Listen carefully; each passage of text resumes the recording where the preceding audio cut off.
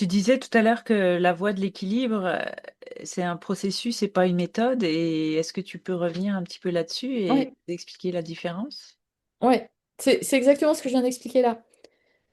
Tu peux utiliser la méthode Blondeau pour débourrer, la méthode Horseman Science, tu peux avoir fait travailler avec l'énéagramme, la sophrologie, avoir plein de savoir-faire, la PNL, enfin, peu importe, de savoir-faire, de techniques, de méthodes, mais tu es en mode survie,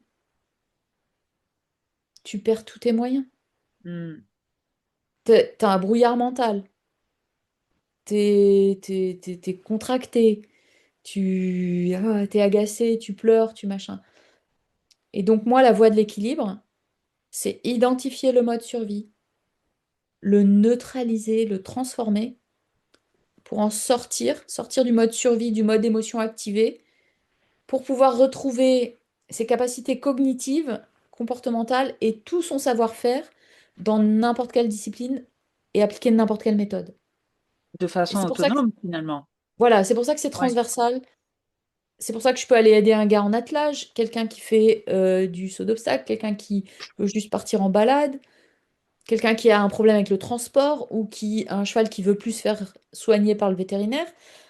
Parce que en fait, c'est identifier le mode survie chez le cheval, chez la personne, et neutraliser et transformer Hmm. avec des choses très précises, très concrètes, que la personne s'approprie et qu'elle peut utiliser avec le cheval.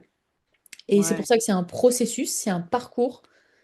Et c'est pas une méthode, c'est quelque chose qui va te permettre de réappliquer la méthode que tu as besoin ou que tu as envie ou que tu as choisi de mettre en œuvre avec ton cheval. Donc, on est obligé de travailler sur soi. On peut pas travailler juste son cheval.